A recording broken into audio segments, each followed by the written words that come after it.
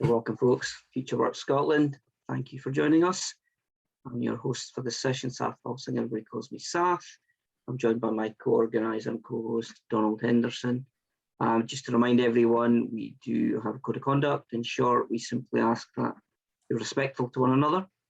We want everyone to have a great time, have a great experience, and we will do the usual, so community shout-outs and updates, etc. at the end. Questions were, as I think Chris mentioned, if some of you heard them just before I kicked off, this is going to be a little bit more interactive, so I'm excited to see what Chris has in store for us. And also at the end, we'll do the usual sort of Q&A, so you can drop your questions in the chat, and we'll facilitate them with Chris. And with that, I'm delighted Chris O'Rourke has joined us for this session. Really looking forward to this. Very excited and interested in Chris's work. He's kind of really in the kind of organisation transformational space. He's got a number of chief operation officer roles, 3 on the go at the moment. He tells me just before you all came on. That sounds very impressive and extremely hard work to me. And he's also part of the sort of business forum. Is it Global Business Forum? I'm sure you could probably explain more, Chris. And yeah, you're kind of leading the sort of DC and New York chapters, which is fantastic. So yeah, very much looking forward to learning more about organisational wellness. It sounds like a fantastic term, and I think I'm intrigued. So with that, I'm going to hand over to your good self. The floor is yours, sir. Wonderful. Well, thank you, Sath, and thank you, Donald, and thank you, Sheila, for making the introduction. Super happy to be with you today. Thank you for joining those of you that it's late in the evening in Scotland over there. So thank you for making time at the end of the day to chat. And those of you, I'm not exactly sure what time it is in South Africa, but I'm assuming it's probably late at night or early in the morning. But really excited to be with you today and share my thoughts on organizational wellness and some of the new challenges of leadership. Let me just tell you a little bit about who is this guy on the other side of the screen here. So I am the co-founder and chief operating officer. One of the roles that I have is with a company called Brand Infinity. We've got offices in London and New York City. But as Sath mentioned, I'm also doing some fractional COO roles for a software company that focuses on inclusion, as well as a innovation company in LA that focuses on brand innovation. But I've been a chief operating officer for many, many years. And primarily that's been in the brand and marketing space. Hard to believe, but I've been working now for 25 years, global executive roles, spent a lot of time all through Europe, actually did quite a bit of work in South Africa, all through Southeast Asia. I started my professional life by going to university and getting degrees in political science and Spanish. That was really prompted by my father, who said, look, you need to come out of university with some practical skills. My counter was, yes, but Dad, I really want to be a musician. And so I was able to go to the Eastman School of Music and the University of Rochester. I'll pick up on this point kind of throughout the discussion, but very much of my thinking has been this sort of hybrid blending of the sort of left brain and right brain sides of who I am. I did and continued to focus on my love of music. And I did have a song in the top 100 pop charts for a very brief period. My resume has an 18-month gap on it. I made the decision in 2002 to try to go out and brave the rock and roll scene and try to make a living as a professional musician. The drummer in my band just so happened to be neighbors with a guy named Jerry Lembo. Jerry Lembo had just worked with Norah Jones on her first CD and agreed to take on this young little rock band under his wing to see if he could have the same sort of success with us. Unfortunately, that was not the case. I had a great time. I did have a brief period where we had a song on the top 100, but I look back on that creative experience of really focusing 100% on creative as being a pivotal part of my the rest of my career. And again, I think this sort of hybrid thinking about blending creative thinking and more practical thinking is a lot of what I'm going to be talking to you all today. about. My first sort of professional role when I moved to New York City, I'm from Washington, D.C., but I moved to New York City after university, right around the advent of the massive shift from the analog world to the digital world. And I was lucky enough to be able to secure NewYorkCity.com as a domain. So I'm one of the founders of NewYorkCity.com, and there's about 4 of us, or 4 or 5 individuals that have a first name at NYC.com. It was great fun. And I was, again, right there at the beginning of this massive shift. And I've tried to stay as engaged with these technological shifts as they impact culture, as they impact business, as they impact how we engage with one another. And again, we're going to talk quite a bit about that in light of what's happening right now with the massive churn and disruption and change that's happening in the workplace. I don't know if anybody knows what this sentence means, but I hope some of you do, especially those that are connecting from Scotland. I do speak Gaelic. Why do I speak Gaelic? That's a really good question. My grandparents on both sides came from Ireland. Always been fascinated by languages. When I settled in New York City, I discovered that NYU actually had a 3-year program in Irish. And I said, yeah, I've got a choice. I could either go to Stern Business School and get an MBA. That sounds really kind of boring. Learning Irish, not that it's going to lead to anything, but maybe a little bit of a deeper understanding and appreciation of my culture was the decision that I made.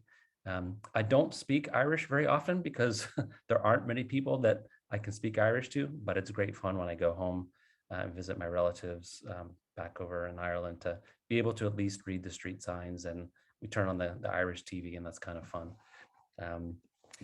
I'm also a certified personal trainer. Physical fitness, as you'll see as we get deeper into the conversation today, physical fitness, I think, is incredibly important for us as individuals, but equally important for us as organizational leaders and business leaders. And we're going to talk a lot more about the combination of mind, body, and spirit here in a minute. So in general, I'm a mix of a left and right brain thinker. I have this creative part of my brain that I need to exploit and develop and foment, but equally I am very focused on policy and process and the ability to execute ideas. I'm very much a believer in the integration of mind, body, and spirit. I think we spend an awful lot of time talking about the brain and an awful lot of time talking about being smart. I think we don't spend anywhere near enough time talking about the importance of body and spirit. And my argument, as again, you'll start to see here in a minute, is that this integration of mind, body, and spirit is what's going to actually allow us to create a better normal. And again, I'm very focused on a better normal. We talk a lot about the next normal, the new normal. I think many of us were hoping that this normalcy would be revealed to us here in the fall, that we would kind of start to go back to something resembling normalcy. That doesn't, certainly in the US, that's not the case. Many organizations have scrapped their plans for bringing people back into the office. We haven't quite figured out what normal looks like. And my sense is that it's going to be quite a long time before we figure this out. If you think back historically, in terms of these massive shifts that have impacted culture and business and society, you look back at the most recent one, which was, again, the transition from the analog world to the digital world, which started to happen in sort of the mid to late 90s.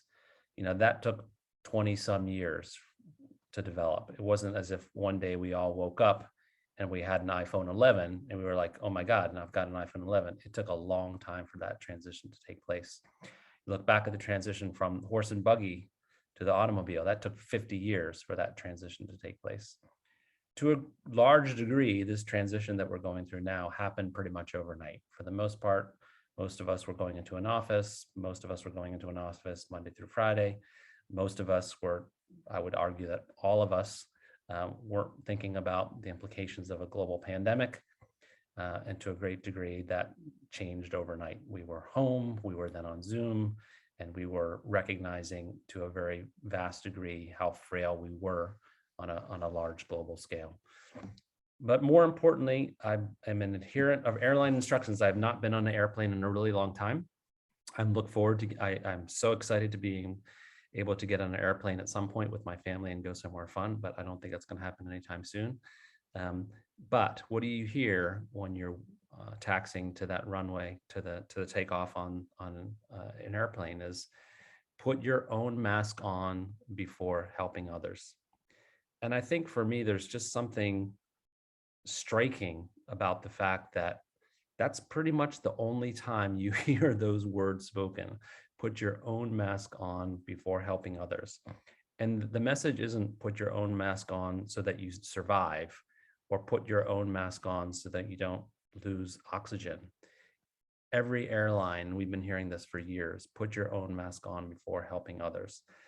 So I'm going to spend quite a bit of time again talking about the importance of your own fitness, mental, spiritual, physical, as it relates to your ability to help others, both as colleagues, but more importantly, as professionals. So this is what I believe, and this is what I hope to convey today with all of you. In the midst of what I believe is still quite a bit of a raging and global pandemic, certainly in certain countries, we've gotten better control over it than others, but it is very much still a raging and global pandemic that is going to be with us for quite a long time. With the massive shifts that we've seen and continue to deal with in how we work, how we engage, how we communicate, how we collaborate, with an increasing acknowledgement that in the business world, we must be engaged in social and societal and cultural dialogue and change. Leadership and how we engage with the world and one another and how we think about this better normal is going to require three specific things. And those three things are thinking holistically, thinking intelligently, and prioritizing well-being. So what I'm going to share with you is this sort of amalgam of my experiences as a COO, but also as a certified personal trainer.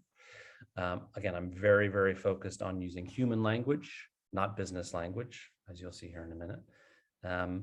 But in keeping with, again, that sort of focus on the importance of the body, I thought what we should do is start with a bit of exercise. So what I'd love for you to do, and I am going to stop the share here for a minute so that I can actually watch you all on screen. What I'd love for you to do is stand up and get behind your desk. And we are going to do a bit of balancing work, right? So get comfortable, stand up. What I'd like you to do is stand on one leg. And then what I'd like you to do is close your eyes. Oh, what happened there when you closed your eyes based upon what I saw? What happened to most of you? Call it out. What happened to most of you? Let me hear how do you feel? What happened? What happened there when you closed your eyes? When your balance just went. Your balance just went. Your balance just went. Why is that? Why do you think your balance just went when you closed your eyes? I found it disorienting. I couldn't orient myself anymore. Right.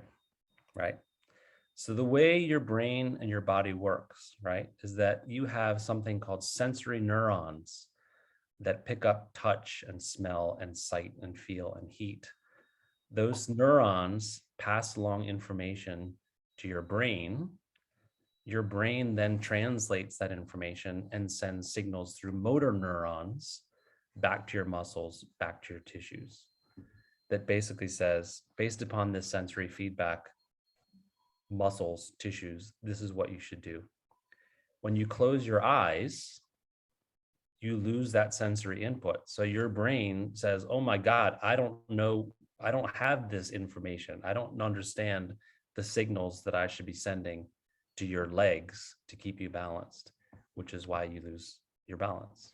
So going back to please sit down. this is what we want to talk about today. What happens when we don't have the appropriate inputs and necessary context? In this balancing exercise, when you didn't have that sensory input, you lose your balance. Think about the world that we live in right now. Think about the fact that almost all of us are working to a certain degree from home, that we don't have those water cooler conversations, that we don't see our colleagues with the same sort of regularity. Think about the context and the complexity of the world we live in now. We're either lacking in sensory input, but oftentimes we're overwhelmed by sensory input. We're deluged by data. So what happens? How are we able to make smarter decisions when we don't have the appropriate inputs and we don't have the appropriate context for being able to make smart decisions? But more importantly, what I want to talk a little bit about today is how can we find balance? How can we find balance in this crazy world with incredible churn, with this the continuing breaking down of the barriers between the professional and the personal worlds? What are the tactics that we can be thinking about to find a better sense of balance? So what I'd love to do today is talk about the challenge of health and professional well-being. I want to share a very practical and human framework that I've developed for driving organizational wellness and individual wellness. And we're going to do some more exercises. So I hope you are ready to get out of your seat. We have another fun one coming up soon. If you've not gone to the gym today, don't worry. We're about to do some exercises that are going to get you physically fit very, very, very quickly. I've come up with this amazing new exercise that gets you physically fit in about a minute. So let's talk about the new normal.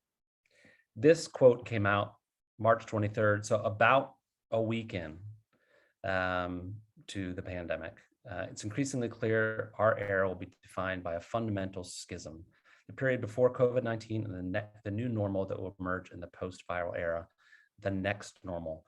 In this unprecedented new reality, we will witness a dramatic restructuring of the economic and social order in which business and society have traditionally operated. I don't know exactly the tone that McKinsey was trying to establish with this quote. There's no question that they were quite prescient. There has been a dramatic restructuring, and there will continue to be a dramatic restructuring of the economic and social order. I don't, again, believe we're anywhere close to the next normal, nor do I believe that we even had a normal prior to the pandemic. But this was when we first started talking about this concept and started using this word, the next normal, in our business and professional lexicon. But we're not really doing very well as we think about this restructuring and how we're talking about the new normal. These are some additional quotes that were written at the New York Times relatively recently. Past year, so much uncertainty and unfamiliarity. Nothing that we are doing today or have lived through in the last year is normal. I absolutely agree with this. I mean, Sath and I were talking earlier. We both have kids that have been home with us from school. We've set up new offices in our home. We're trying to balance working and being parents, kind of navigating that complexity. I've had a number of friends that have either gotten quite sick or unfortunately one recently passed away from COVID. Nothing in my world, and I believe that the same sentiment is felt by many, it just does not feel normal. We're in this place now where there's just a lot of uncertainty and a lot of disruption still. A recent quote that came out from Adam Grant, who's a psychologist, languishing, talked a lot about languishing is the neglected middle child of mental health. It's the void between depression and flourishing. It's the absence of well-being. I think to a certain degree, he's absolutely right that we're in this state where there is a feeling of stagnation and emptiness. We have this thing in our brain called the amygdala. And the amygdala is a remnant from when we were cave people and had to make very quick decisions to be able to save ourselves. And what that amygdala does is the flight or fight portion of our brain. It tries to get us out of uncertainty. It says, I'm in an uncertain, scary, fearful place. Get out of here or fight. to a certain degree, we've been in this place of uncertainty for 20 months, 18 months, however long it's been. And we're just genetically not designed to be in a place of such uncertainty.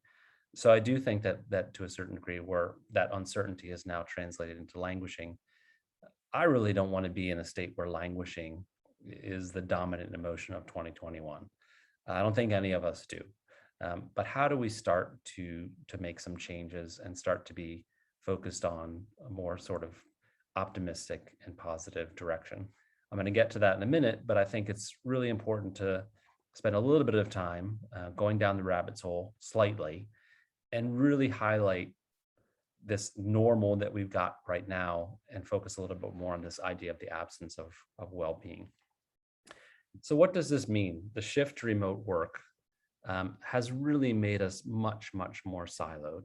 We all know that, we all feel that. I think we've gotten comfortable with Zoom, but I think equally we will all recognize that looking at a little tiny green dot on your screen versus looking at somebody in the eye is a very, very different experience. Microsoft recently did a massive study on this and what this shift to remote work has done for organizations, the impact that it's made on organizations. And they studied 30,000 people in 31 different countries. And what they found was that in close teams or close groups, collaboration and close networks that developed, that increased that collaboration. But outside core networks or teams, that broad scale collaboration has basically just completely come to a halt. So what they argue and what I would support is that the ability, an organization's ability to think innovatively, to think strategically, and to think holistically across every aspect of the organization has come to a screeching halt. So that is something, again, that as we think about whatever this new normal looks like, whatever the approach to work looks like, how are we going to figure out this siloing of relationships? This is a really alarming statistic, right? And what makes this even more alarming is that this is a pre-pandemic statistic. 75% of employees have experienced or are experiencing stress-related burnout. So we know this. What's the root cause of this? Part of it is that we're just working too much and we're working too fast and we're way, way too stressed. I just came back from 25 years in New York. I will tell you that working long hours in New York is a badge of honor. If you're sitting at your desk at 5:30, 6 o'clock in New York, and somebody walks out the door, something's wrong with them. They're not putting in the work. It's a terrible, terrible way to live. And yet in large portions of society, we kind of use working hard as an emblem of commitment to an organization. But the truth of this is that this overworking and this stress that we're all carrying with us is literally killing us, literally. The World Health Organization just did a massive study around this concept of overworking. And what they found was that individuals that work consistently more than 5 hours a week, and I think to a large portion, most of us in the corporate world tend to work more than 55 hours a week. Working to that degree, increases your risk of heart disease by 17%. But more important, increases your risk of stroke by 35%. So this is something that we need to address immediately, not only because the numbers are just alarming, but this is literally killing us working this hard. Symptoms of anxiety and depression increased by 208% in 2020. This has obviously been impacted by COVID, but this is an alarming number. It was 11% of those that were studied in this recent study moved to 46%, acknowledged feeling symptoms of anxiety and depression. In the workplace, this is a new area of focus for leadership. We cannot simply say this is the responsibility of an outside vendor or this is a personal responsibility. We have to recognize that these symptoms of anxiety and depression are going to impact our people, our teams, but more importantly, they're going to impact our ability to deliver services. Again, I'm going to talk a little bit more about ways to start to focus on this in a minute here. This is a big problem. This shift to remote work has made us even more sedentary. I'm sitting down. I've been sitting down most of the day, even though I know I shouldn't be. I do have my little sit down, stand up desk, but most of my day, just because it's easier, I sit down. Sitting down is worse for you, at least according to some studies, than smoking cigarettes. So as we think again about what the new normal kind of looks like, it certainly cannot be us just sitting down in front of a computer screen all day. In the US, the problem is traumatic. 66% of the US population is overweight. And again, this is a pre-COVID statistic. We lost $575 billion treating sick workers in 2019. So this is not just a problem of anxiety and depression and challenges that individuals are facing. This is a business problem. If we spent 575 billion treating sick workers in 2019, can you imagine what those numbers are going to go up to over the next 3 to 5 years? It's incredibly alarming. This is not just, though, about employee well-being. It's about the culture and the context in which we live. We talk a lot about data, but data is at risk. So again, this uncertainty, this churn, this disruption that we're feeling is present at so many different places. In the East Coast here of the US, a couple months ago, an organization called the Colonial Pipeline suffered a massive ransomware attack. And they shut down their whole system. And basically it impacted fuel on the East Coast to a massive degree. That was inconvenient. But what happened in Ireland, and there was probably bigger news in Scotland than it was here in the States, but what happened in Ireland was the Irish healthcare system was shut down because of a ransomware attack, and they were shut down for the entire week. So what that meant was that all the surgeries, all the cancer treatments, all the doctor's visits, all of that was just shut down because they didn't have access to their system. Just recently in New York City, the Metropolitan Transit Association was hacked. Luckily, it did not impact any of the train schedules or any of the train sort of coordination. But if the hackers had access to that information, it means that they'll be able to get into other transportation systems as well. So just another additional component of an absence of well-being, just sort of in our daily lives. Information overload and misinformation is rampant. There's too much information. Twitter, Google, Facebook. Twitter just actually came out with a new positioning or a new approach to their tweets. And basically they're considering adding labels to their tweets. And those 3 labels are get the latest. So if there's a tweet that they believe warrants additional investigation, they're going to label that tweet get the latest. The second label is stay informed, which to me is pretty much the same thing, right? They want to suck you back into that hole, that wormhole, to continue in the Twitter platform and find out additional information. And then they will also label some of their tweets misleading. So they're not going to get rid of the tweets. They're not going to identify those tweets as being something that they shouldn't broadcast. They're actually just going to label them misleading. So this is a massive problem in terms of how we consume and understand information. What this is leading to is a drop in attention span. We're jumping from thing to thing to thing, from Twitter to Facebook to whatever tool it is that is top of mind. Our attention span continues to drop. There's been some studies that suggest that the human attention span is less than that of a goldfish right now. I'm not sure if that's true, but it's an interesting study if it is indeed true. How do we reprioritize? How do we start to make better decisions? This is an alarming statistic, right? In the United States, which some would argue has the greatest healthcare system in the world, for the 4th year in a row, our life expectancy has gone down again. What's at the core of this? Is it stress? Is it mental burnout? Is it smoking? Is it obesity? Is it anxiety? Is it addiction to narcotics? It's a combination of all.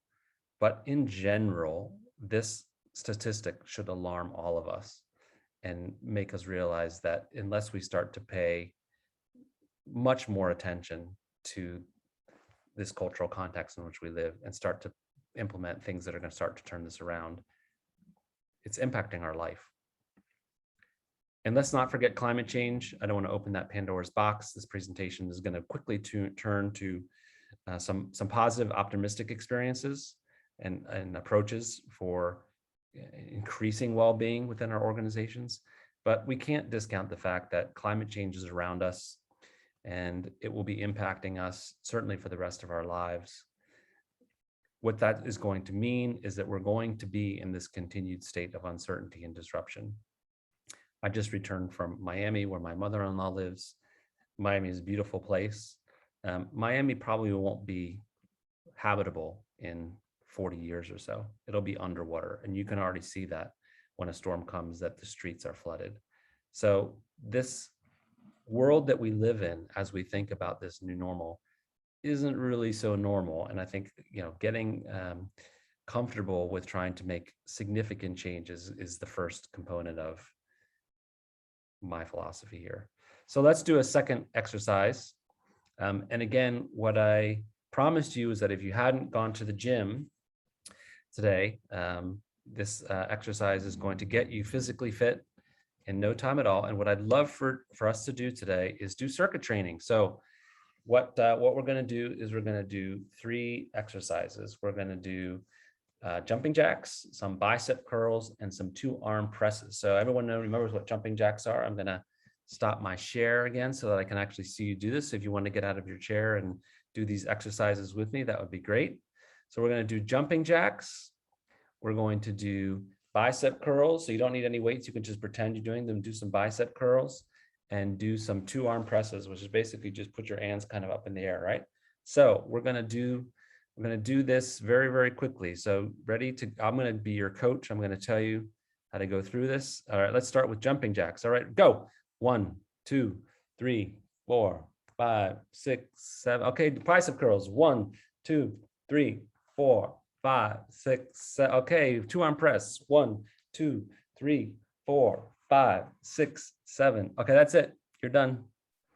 How's everyone feel? Got a good workout in? Does that make any sense at all, what we just did? No. That is not how this works. You cannot get fit by doing 8 seconds of exercise. Does doing jumping jacks make sense? Absolutely. Does doing bicep curls make sense? Absolutely. Does doing 2-arm press make sense? Absolutely. Does jumping from one to the next after 8 seconds of effort make any sense? Think about your life in the business context. How often do you spend 20 seconds on something and then jump to the next thing and then jump to the next thing and then jump to the next thing and then jump to the next thing? Think about the world we lived in, right? In 1995, if you wanted to communicate with someone, how would you do it? You'd write them a letter, you'd pick up the phone and call them, or you'd meet with someone in person to have a conversation. Those were the 3 ways we communicated. Think about the world that we live in now in terms of how we communicate. How many platforms do we use? Zoom, Twitter, email, Slack, text messaging, phone calls. What's the new one? The shiny one of the month, which is I don't even know. I can't even remember what it's called, but the new flavor of the month, right? In terms of how we communicate. This is insane. Every year there's some new shiny communication tool that comes out that we must include in our arsenal. We have to be much, much more selective and much more intelligent about how we select those tools and where we focus our energies. So going back to my presentation, there's got to be a smarter way. The questions here, what's the pace at which we choose to live and work? Doing 8 seconds of exercise and then jumping to the next one, it's illogical. And we know that innately, that we would never benefit from going to the gym and trying to do 24 seconds worth of exercise, jumping from one exercise after 8 seconds to the next. And yet we do this in our organizations. We try to keep up with the pace of technology, and we just move faster and faster and faster. And we're not designed to do this. So the bigger question is, what makes sense? What makes sense in terms of how we communicate, how we collaborate, how we think about the new normal, how we think about this well-being deficit that we're facing? What makes sense and drives impactful change? Not just change for change's sake, but impactful change, the type of change that actually makes our lives more rewarding. The business specialists of the world have some ideas. And I certainly don't want to disparage the business professionals of the world, but I think I don't understand it. McKinsey talks about, okay, this focus on improving well-being. McKinsey really wants to get engaged with all of us and helping us figure out what the new normal looks like for our organizations. They want to help us think about organizational wellness. This is their approach: resolve, resilience, return, reimagination, and reform. Bain, a little bit more creative: reevaluate what will create value, realign the leadership team, redesign for the future. BCG, and looks like potentially they charge their clients by the word, expect change and look ahead, understand broader social shifts, scrutinize granular high frequency data. I'm just going to repeat that: scrutinize granular high frequency data. What does that mean? I do not understand what that means at all. Again, we're in an environment now where we're in the midst of a global pandemic, massive shifts in how we work, massive shifts in how we collaborate. We need to be thinking about the right data to look at. Scan for maverick activity. This is not the way we should be thinking about organizational wellness. My argument is that it's a much more human focused approach. So how do we start to turn the tide? How do we start to really improve well-being, both for ourselves and for our organizations as leaders? The first thing is resilience. Build resilience, but also resistance. We've been in this state of grit, of determination and drive, and it's really allowed us to kind of get through this pandemic to a massive degree. We're going to have to be in this state for a really long time because of the complexity of the world in which we live and because of the changes that are still to come. I would argue that we need to build resilience, but think about building resilience as a muscle in terms of what are the exercises that we can put in place to actually build resilience? How do we tap into that resilient spirit when we need to? But equally, we can't be in this state of resilience all the time. It's not healthy for us to be full of determination and grit and drive and tenacity all the time. Part of how we start to improve well-being is by understanding resistance, being able to push back, being able to say no, being able to set boundaries, being able to put up some different sorts of parameters. Embody empathy. After resilience, I think empathy has been the thing that has gotten most of us through this pandemic. There's been a real tangible sense of empathy, both in our professional environments and in our personal environments. I don't want empathy to go away. As we think about kind of going back to whatever the new normal looks like, empathy needs to be something that we embody, that we capture, that we kind of put into a bottle and say, this is part of our organization. Empathy needs to be part of our values, our missions, not because we want to recognize that people are dying, but because we want to recognize on a global scale that we have a responsibility as human beings and as individuals to support one another, and to be empathetic about the complexity and the challenges that people are facing everywhere in the world. Mandate creativity. We're, again, as a human species, we've got this amygdala in the back of our brain. We're wired to flight or fight, to get out of uncertainty. And oftentimes that's survival. We say, what's the easiest fix? To a certain degree, we've kind of moved, I don't know if you follow Carol Dweck, but we've moved a little bit closer to the fixed mindset, making things a little bit more linear, making things a little bit more black and white, because it provides stability during a very complex time. That's understandable. What I would argue is that the only way to actually start to make some improvements is to focus on mandating creativity in everything we do.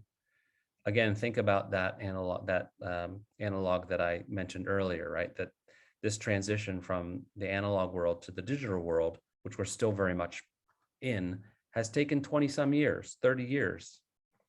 This shift that we're going through now is going to still go and morph in different sorts of directions. The only way that we kind of figure out what this new normal looks like, this better normal looks like, is by looking at through a creative lens.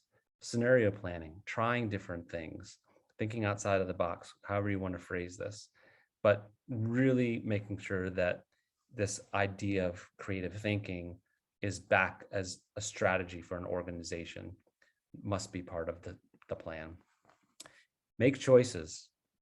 Again, how many technology tools do we need to communicate? Are we just going to keep adding them and adding them and adding them until we have not enough space on our computer screen at the bottom toolbar to have different applications for communicating with our colleagues? When are we going to start making choices? When are we going to start to say, you know what? These are the appropriate tools. These are the appropriate decisions that we need to make to actually drive impactful change. Courage, I think, needs to be a focus, not confidence.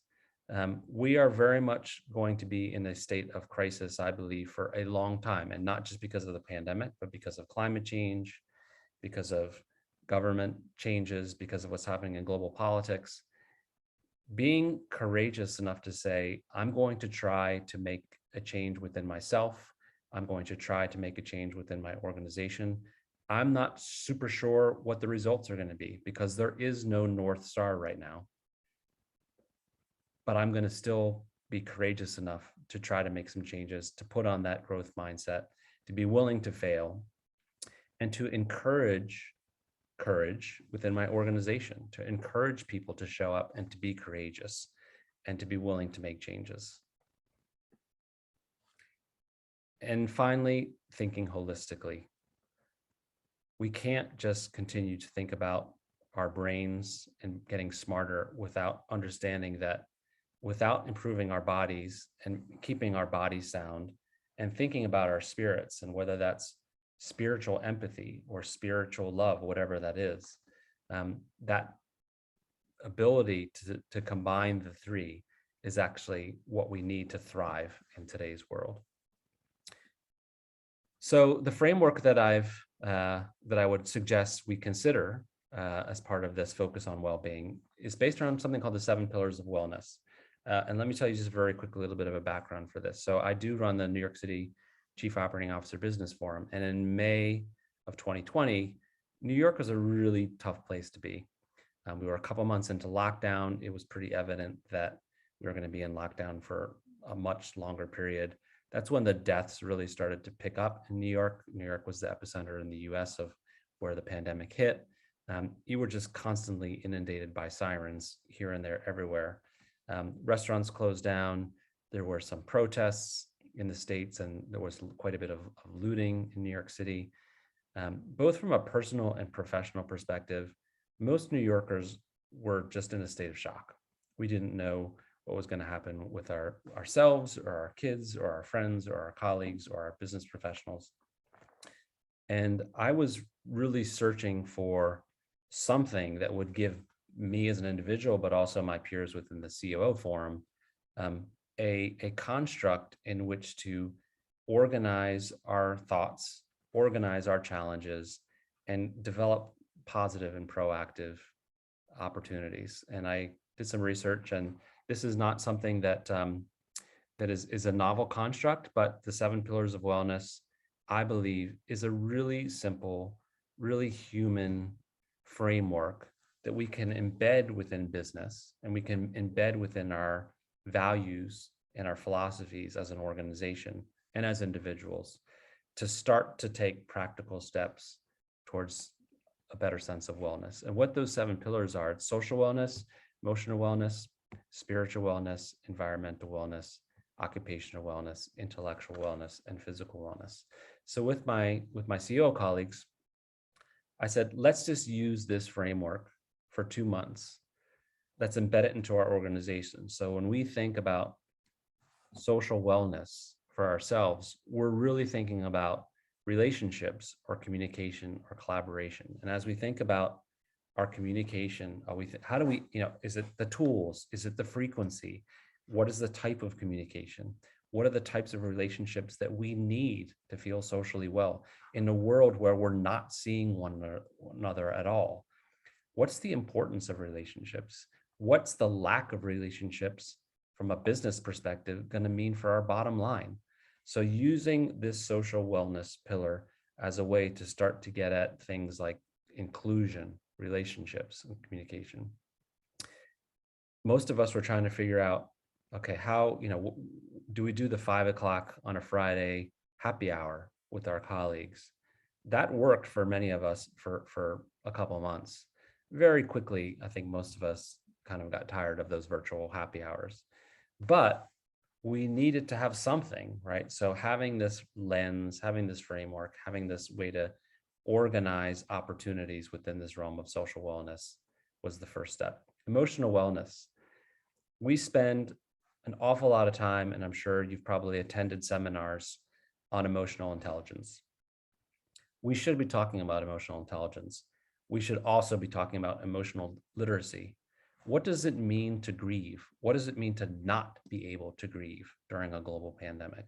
What does it mean that so many of us are are suffering from mental health and anxiety and depression?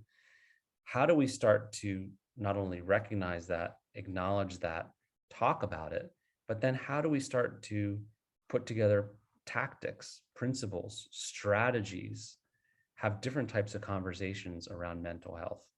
So again, it's using something that's very human. It's not scrutinized data for scrutinized high frequency data. It's, 48% of my employees might be really struggling right now. What am I going to do as a CEO, as the leader, as a boss?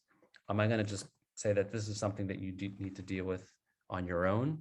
Or am I going to understand that during this time of such complexity, such disruption, I may have a professional obligation not only to acknowledge it, but actually to help, to really, really help. And again, this is about confidence. How do you embed within your organization and courage during this period of such churn, such disruption, a sense that we have to navigate through this. We have to be courageous. We have to be confident. We're going to fail. We're going to mess up. We're going to still struggle. There may be times when we want to throw in the towel, but this is going to be a strategy. We have a business strategy on getting emotionally well. Certainly in the US, and I would argue in most parts of the Western world, we don't talk about spirituality at all because spirituality conveys religion. I think that's a mistake. And I think if there was ever a time where we should be thinking about spirituality as it relates to our innate ability to be well, now is the time. And what I mean by spiritual wellness is, what's that sort of connective tissue that we all feel as individuals? What are those values? What are the things that inspire all of us? What are those things that connect all of us as individuals? And how do we start to celebrate them? How do we start to talk about them? How do we talk about, like, is there a spirit? Is there a power, not a religious power, but is there an intangible power that comes from being spiritually well? Again, in some organizations, this focus on spirituality has started. There's been, you bring in a yoga instructor, you build a yoga instructor, you put a little room in your office for doing yoga now and then, but it's not embedded as part of the business strategy. It's a value add. And my argument is that spiritual wellness becomes a pillar of how your organization operates. Environmental wellness, obviously, this is the big elephant in the room, right? We haven't been talking about climate change to a great degree over the last 20 months. We're going to be talking about it quite a bit more here over the next 2 to 3 months. But there's no question that our future from an environmental perspective is not looking great. Again, if there was ever a time, it is now. We've got this moment of pause. We've got this time to think about how we use physical space, as individuals, as organizations. How do we do it in such a way that doesn't impact the environment detrimentally? How do we think about our environmental needs that will drive creation and collaboration within our organizations? But what's the amount of that space that we need? And how do we as an organization, it's not a CSR initiative, it's how do we as an organization, again, embed a commitment to environmental wellness within our value set, within our business structure. Environmental wellness is a strategy of our organization. And this is why, and this is how, and this is what we're doing, and this is what we're providing to our employees and to our customers and our clients. Occupational wellness, again, this goes back to that balance exercise, right? Many of us are trying to navigate this weird world of the intersection of the personal and professional. Many of us are trying to balance a healthy lifestyle with work commitments. Many of us are trying to balance focus, being productive. What does productivity mean in 2021? Does productivity mean that you're on Zoom calls from 8 in the morning till 7 o'clock at night and you're able to get through all those Zoom calls without shooting yourself in the head? Of course it doesn't. And it also doesn't mean, for most of us, because we're in the knowledge economy, it doesn't mean we're producing widgets. Productivity can be measured on the factory floor. How do you measure productivity in 2021 in the world in which we live and as we think about that new normal? Is it hours? Do we have to rethink our whole financial structure? Is it hours? I would argue no. I would argue that it's output and it's problem solving. But how do we embed that into our structure? We say occupational wellness, balance, defining what productivity means, making it evident, making it transparent, challenging our people is a focus of our organization.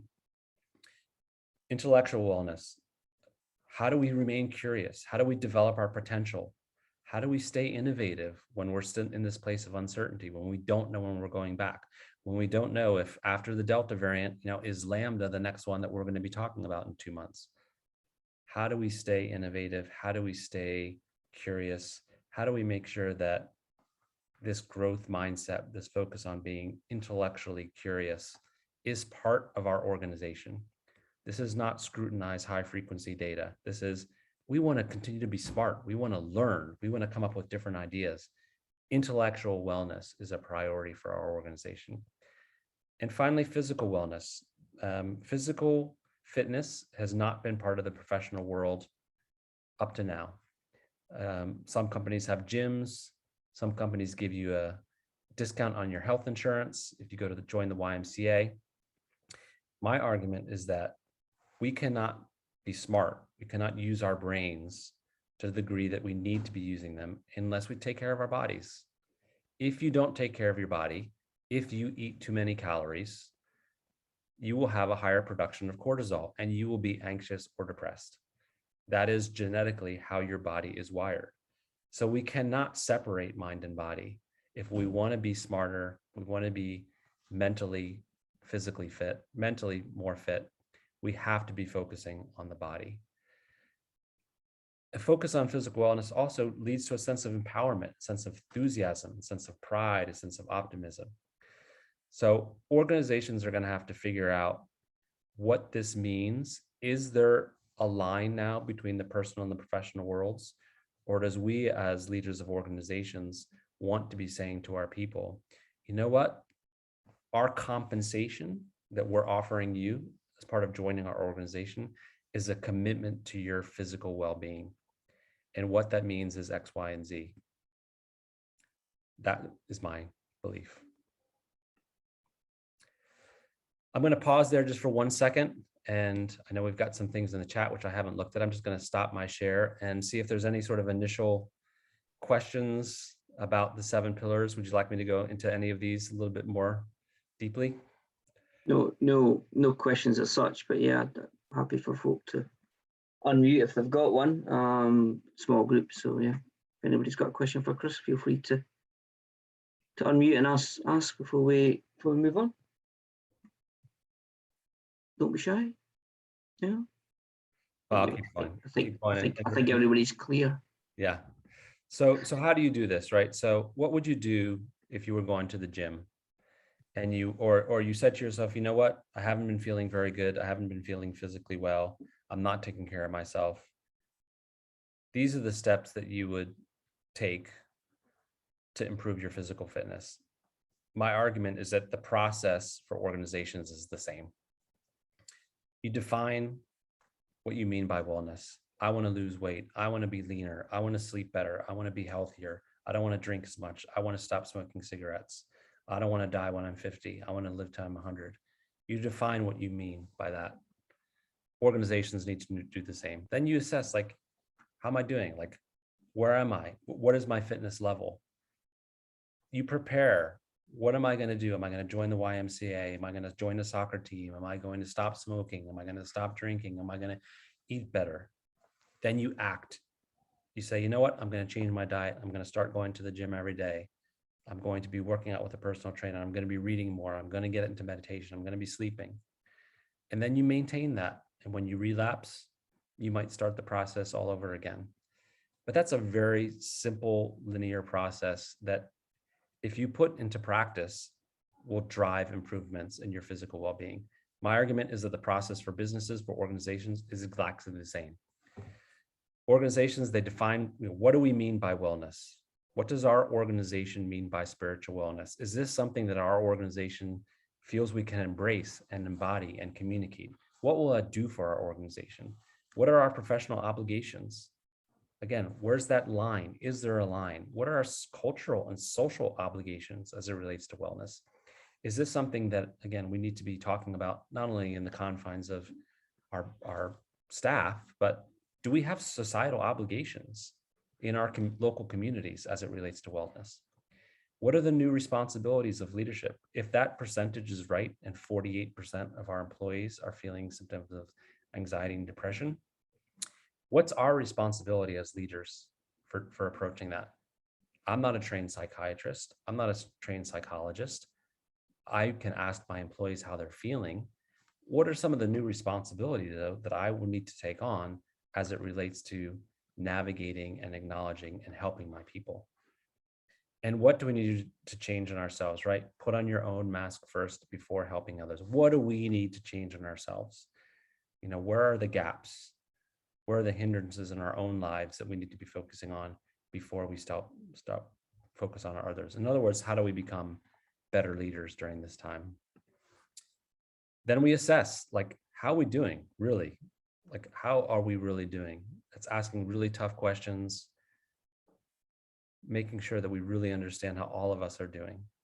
And what are the inherent risks to the organization? Again, if 48% of my staff are feeling anxious or depressed, and I don't provide some solutions to that, what are the inherent risks to the organization based on this? So where do we need to prioritize our efforts, and where do we need outside help? None of us are equipped to create this new normal alone. We will need a lot of outside help with this. You prepare, what are the goals? What are the exercises? What's success look like? How do we celebrate success? What's our pace? This, of all the steps in preparation, is the most important thing to figure out. If you've ever run a marathon or ever run any sort of distance race, that's the most important thing you do before you get ready for that race to start. What is the pace that I can remain at for this race? Nobody goes out and runs an 8-minute marathon, an 8-minute mile, and then a 4-minute mile, and then a 6-minute mile, and then a 10-minute mile. You figure out what is the pace that's going to allow me to be successful. And also recognizing our limits. We cannot and will not be able to keep up with the pace of technology. It's not possible. We're not genetically wired to do this. part of this preparation is recognizing we have limits. We're human beings. What are they? And once we get close to those limits, we need to be comfortable saying, I can't go any further than this. I can't go any faster than this. Could I do 3 more Zoom meetings today? I could, but that's my limit. I'm cutting myself off. Act. What does engagement look like? How do we, again, what's productivity look like? How do we measure that? How do we make sure that everyone is included? There've been a number of amazing movements over the past 8 months in terms of DEI. Diversity and equity are a little bit easier to understand than inclusion. What does inclusion mean? How do we make sure that everyone's included? What does it mean to belong? What does it mean to have your voice recognized? What does it mean to feel aligned with your colleagues? We need to figure out what that looks like and make sure that everyone is included in this activity. And how do we inspire? Again, we're going to still be in this space of uncertainty and disruption. How do we keep people engaged? How do we drive what Adam Grant calls collective effervescence, that harmony, that energy that we can create within an organization when everyone's gathered around the same purpose? And relapse, we're going to be in this state, again, of disruption and crises for a long time. How do we prevent relapse? How do we anticipate some of the challenges that are ahead? How do we shake things up? How do we keep things fresh? How do we structure risk? That's all part of the process. So the final exercise, which I'll leave you to complete on your own before we move to questions, because I know we got about 25 more minutes here, is a simple one. And it's the same sort of exercise, again, that I would suggest if you're undertaking a reprioritization or a focus on getting physically fit. It's the same approach that you would take within your organization as a leader. So look at these 7 pillars. Look at social wellness, emotional, spiritual, environmental, occupational, intellectual, physical, and choose one. Don't start with all 7. Do you need to use all 7? Of course not. Could you just use 1 or 2 or 3, or are there 10? Could be 12 pillars of wellness. It's kind of irrelevant. The focus is on, how do I hone in on what these things mean? How do I think holistically? How does my mind, body, and spirit show up as I focus on social wellness? How do I think intelligently? How do I think about this complex world that I live in? How do I think about pace? I can't just keep asking people to work faster. I need to acknowledge that I'm not going to try to keep working faster. It makes no sense. I can't do it. And make some smart prioritization and change. And then you start with, like, how would you start to define what that looks like? How would you define what emotional wellness means for me? What do I need to create in terms of my environment, tactics, time, focus? As a human being, how do I need to do that as a business leader? Is it acknowledgement? Absolutely, that's the first step. What else do I need to put in play? How do I define what this means? How do I make it a priority? Where do I bring in the outside resources? Who do I need to hire to help me navigate this? What does it mean for my organization if we get to January 2022 and we're still in lockdown? And yep, we've got a pretty good hold on Delta. And you know what? Lambda's even scarier. Like, what are we putting in place now in terms of scenario planning, in terms of understanding the challenges, in terms of getting ahead of the curve, in terms of emotional wellness? So this is an exercise that I would encourage you all to do on your own as individuals.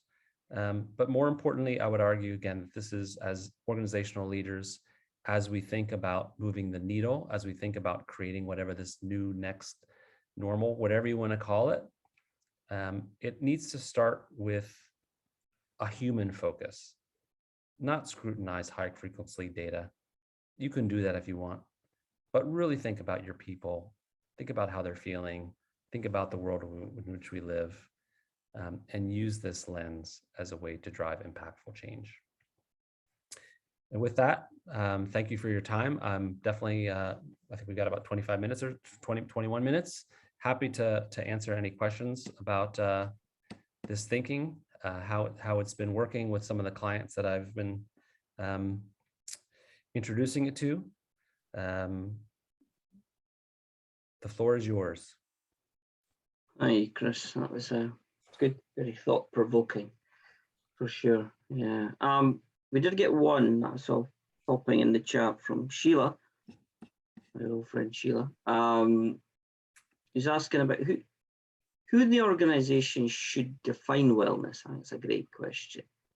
Who defines it? And I'd probably extend the question and say, who kind of owns it? It has to be everyone.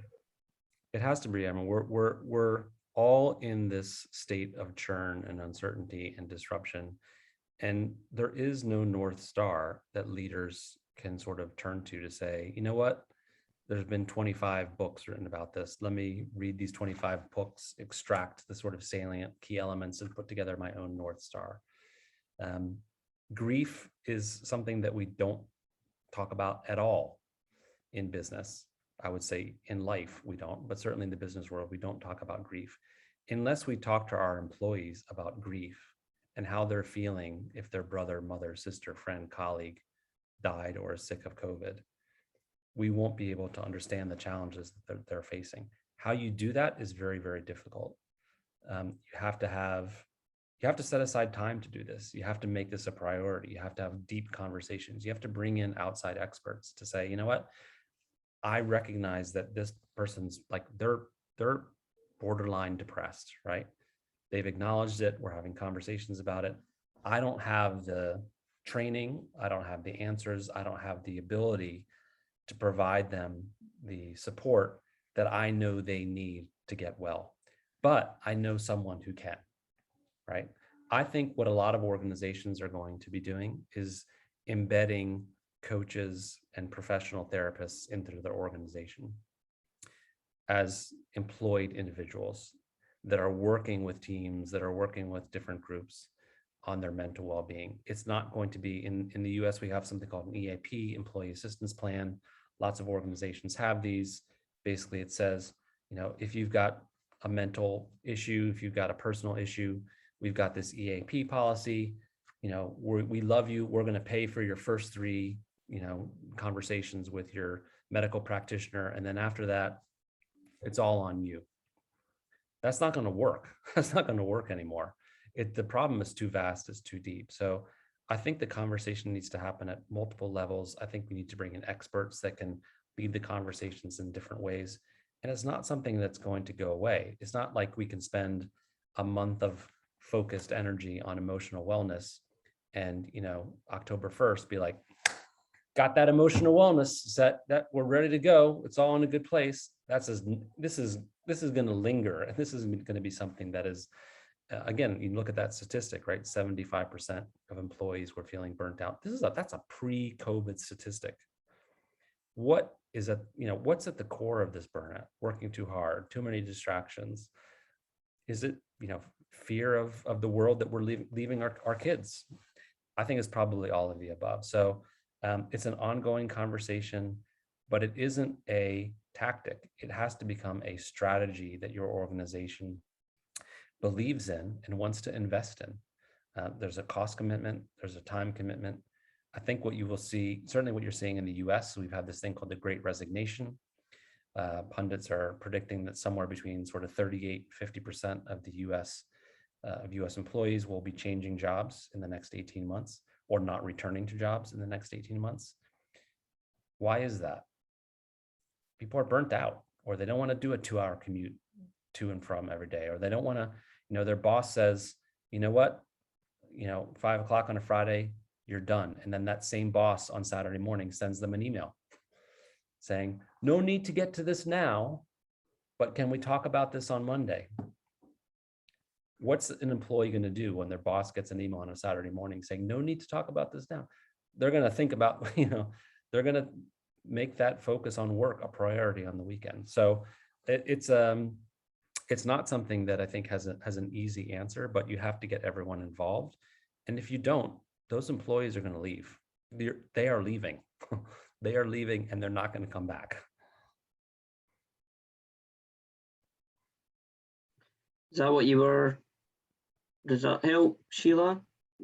Well, there was a second part to my question, Yeah, which yeah. was who in the organization should define wellness.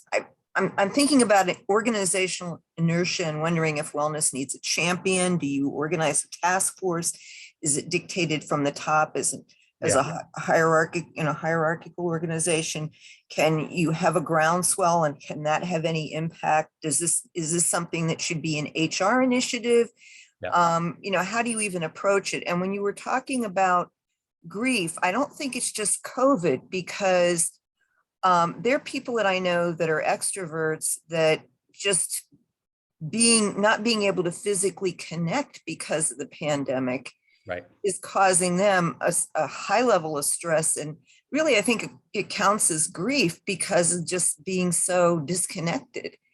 And another thing for a lot of people, I've had a professional emotional support system. Well, it wasn't very big to begin with, and two of the people have died during the pandemic. We don't know whether one of them, whether it was COVID or not. There's an autopsy this week. Yeah. The other one, it definitely wasn't, but getting treatment was difficult for anything because of the pandemic.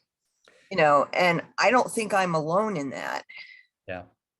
What most organizations are struggling with right now, in addition to figuring out how to retain and keep their talent, is the relevance of culture. What does culture mean? How do we make it manifest? How do we develop it in a hybrid environment? What are the detriments to our organization if we don't have a vibrant culture? How do we define it? And culture historically has been something that you can help create culture, but you can't necessarily, you can create the guardrails and the parameters in which culture will flourish. But you're not intentionally saying, okay, I'm going to create culture from 3 to 5 on Wednesday afternoons. We've had to do that. Culture has had to be intentional. We've had to say, you know what, 5 o'clock on Friday is the intentional culture building time where we bring people together for a glass of wine or whatever it is.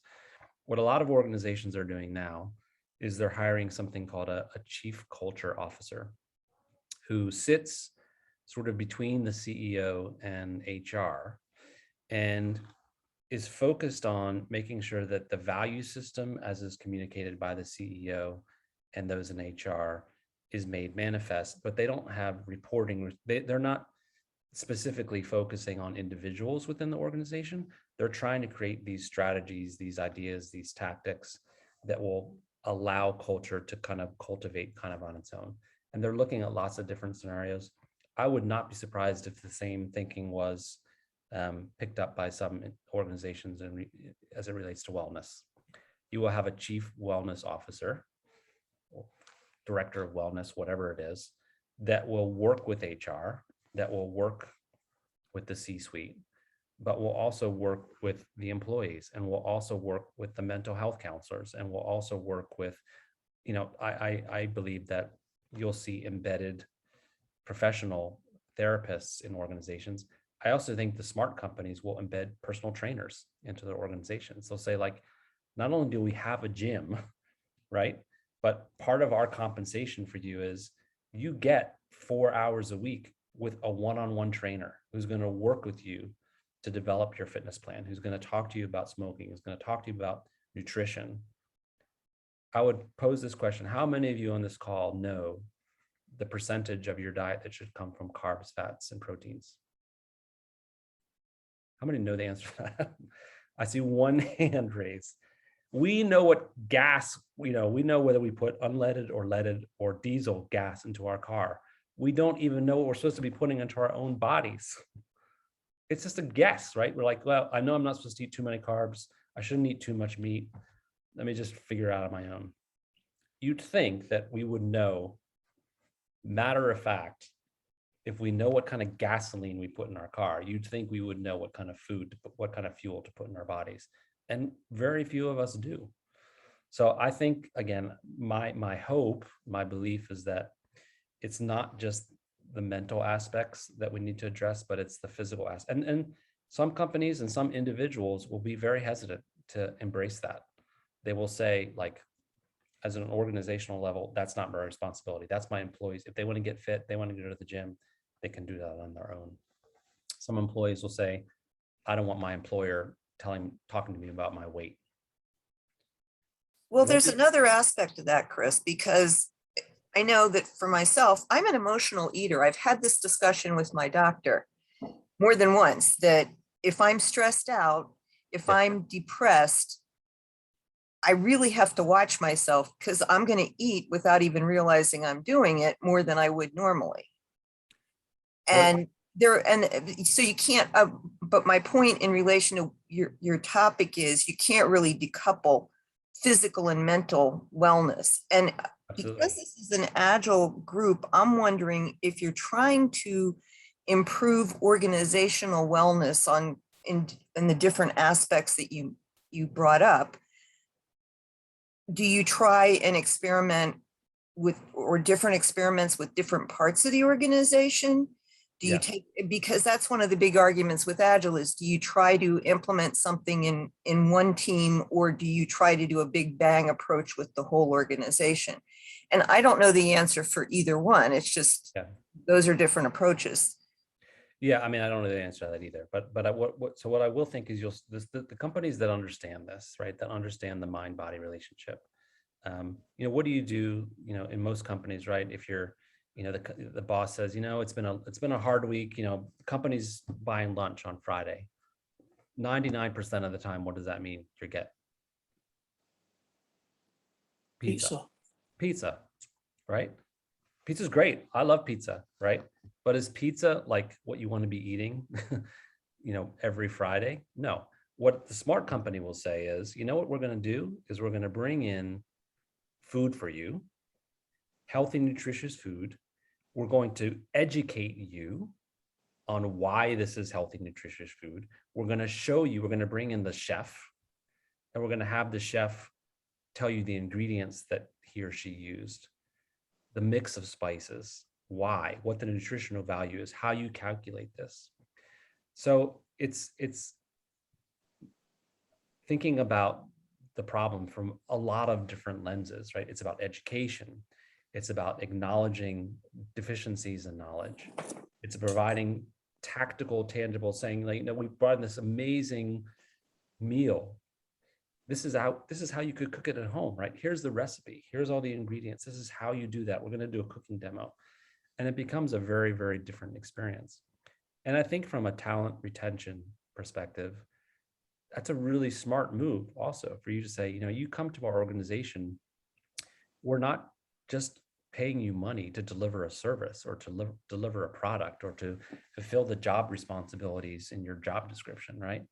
Like, this is an experience. Like, you're gonna come out of this time with us organization be like knowing more about your body, knowing more about nutrition, knowing more about your colleagues, and knowing more about grief. We'll bring in a grief counselor, and we're going to have, once a week, we're going to have an hour-long conversation about grief. If you don't want to participate, you don't have to participate. But if you realize and recognize this is something that is important for you as a human being, we're providing you that service. You don't need to go to your doctor. You don't need to pay $300 an hour to talk to a therapist. So I think, the smart companies will think differently about this challenge. And again, I think we'll be focused on not just the mental aspects, which are really, really challenging, but the physical aspects as well. I mean, again, in the US with, 66% of our population is overweight, something like 33% is obese. And that number, right, $519 billion that was spent treating sick workers pre-COVID. And now we're in an environment where we're sitting even longer periods of time. We don't have to get up, get dressed, walk to the subway, get on a bus, walk from the bus to the office, right? We just go from my little office here is in my bedroom. I could literally walk 3 steps from my bed, sit down here and work all day. It is terrible for you. It's terrible for you. So it's a problem that's only going to get worse. Chris, the other aspect of that is when you talked about like maybe doing a cooking demo in the office, that implies that you're in the office, which right now, we're knowledge workers. Yeah. And you talked about the fact that a lot of people are going to change jobs, and a lot of people are either only willing to work remote or are only willing to work in some kind of a hybrid environment where they go into the office very occasionally. Yep. So that puts another spoke into how do we get to organizational wellness that's achievable and maintainable? Yeah, I think every company is trying to figure out what this looks like, right? It's a hybrid workforce, or it's mandating that everybody comes back, or it's a hoteling approach where people can come and go as they please, or some organizations are saying, I want no physical footprint, but every month I'm going to bring my team together in a hotel, and we're going to spend 3 days together, and it's going to be a combination of work and sort of social events. There's lots of different scenarios, but if you don't, this is not sustainable, right? I mean, we're having this very powerful, impactful, important conversation, and I'm not looking any of you in the eye. I'm looking at this tiny green dot on the screen because that approximates what it would mean if I was actually having a conversation with you in person. This Zoom connectivity is definitely going to be part of whatever the new normal is, or whatever you want to call it, but it's not sustainable long-term. People are going to have to come together to some sort of degree, whether that's a couple of days in the office or a couple of days in a hotel. And, again, I would argue, part of this is defining what productivity means. Productivity, I think, needs to be thinking time. If we're knowledge workers, then how much time are we devoting to actually thinking and learning and having different perspectives? So I could see organizations saying, you know what, one Friday every month is our thinking day, right? We want to get people together, assuming people are vaccinated and it's safe. We're going to meet in this hotel and have a nice healthy breakfast. We're not doing any output. It's all input, like thinking, getting different perspectives. Maybe you do, you teach people Irish for an hour, right? Do something completely out of the normal. Like, why would anyone ever need to learn Irish? It's a really hard, complex language that forces your brain to be like, oh my God, I don't even know how to pronounce that word. How do I pronounce DB together? How do I pronounce that? That doesn't make any sense. But it just shifts that perspective. It's different. It allows you to think differently. It's fun. It brings people together. But there's a cost investment there. And most CEOs are beholden to shareholders, and those shareholders are going to be pushing back, right? How is this going to deliver shareholder value? Teaching your employees Irish. It's complex, right? But the alternative is, what? My shareholder value is going down because what? I don't have any employees. I've got people in my COO forum that normally have large companies that normally have around 100 open vacancies. They have 350 open roles right now that they need to fill. So many people are not coming back to work. So there's no North Star. Lots of companies are going to have different sorts of strategies. The companies that understand that this is a mind, body, and spirit. Think about, if you were to really define the organization that has the most robust collective culture, it's the Navy SEALs. And you got to want to be a Navy SEAL. You got to buy into that culture, right? And that means you're 100% in, physically, emotionally, and you buy into that Navy SEAL mantra. Otherwise, you're not going to make it. So, and they're incredible organization. Do I think every organization wants to become like the Navy SEALs? No, but do I think that mind, body, spirit? And what does spirit mean? Is it the values when you walk down the hall? You don't even walk down the hall anymore, but when you used to walk down the hall, we believe in connective collaboration. You put the banner on the hallway and those are your company values. What does this mean? It's just a word on a wall. Like, what do these values really mean? So I think you'll start to see, I hope, companies understand the power of spirituality, the power of sort of connective sort of buy-in. But certainly in the US, the connotation of between religion and spirituality is going to be tough to break down.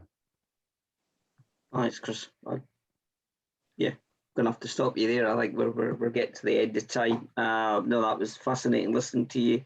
summarising that at the end. And yeah, thanks everyone for your questions. Something here in the chat has been my favourite meetup. Okay, brilliant, fantastic. Thank you for joining. Well, thanks to everyone, and Chris, thank you. That was very thought-provoking. I think you left me with quite a lot to think about there. I think you're right. I think all organisations need to be thinking a lot harder about how they're going to tackle these problems and get serious and provide better cultures and all those principles that you kind of introduced as part of your sort of wellness framework are key ingredients. I don't know which one I would pick, if I'm honest with you. I'd probably have to go away and give it a little bit more thought. But just as we close out, thank you for joining us from Washington today. It's been wonderful to host you. I think it was a great session. We will share the recording, so those who could make it in the end, they'll get the chance to catch up on it.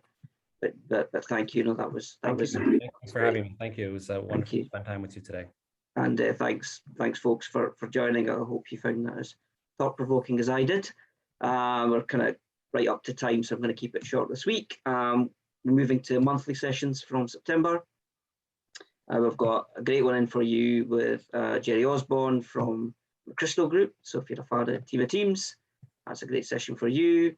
We've also got Dana Larson joining us in October. You've probably seen that. And we've got a session in for you. Who have we got in November? We've got November. Yeah, so we've got a couple other ones to finalise, and we've got an exciting one for you to close out the year. And as you've probably seen, we've also got one in already for 2022. That sounds scary, but we do. So take a look at that. Rod Judkins, yeah, we're just finalising with Rod. Thanks, Don. So we'll have a great session with Rod Judkins for you in November. He does a lot of stuff in the creative thinking space. He wrote the Art of Creative Thinking, the bestseller. And we've got Steve Dowling joining us from Australia in January to take us into the year with a little bit of learning to unlearn. So yeah, you can look forward to that. So thanks again. Hope you enjoyed it. We'll get the recording out as soon as we can. Look after yourselves, stay safe, and we hope we'll see you again. Thank you, folks. Thank you. Thanks again, Chris. Thanks, folks.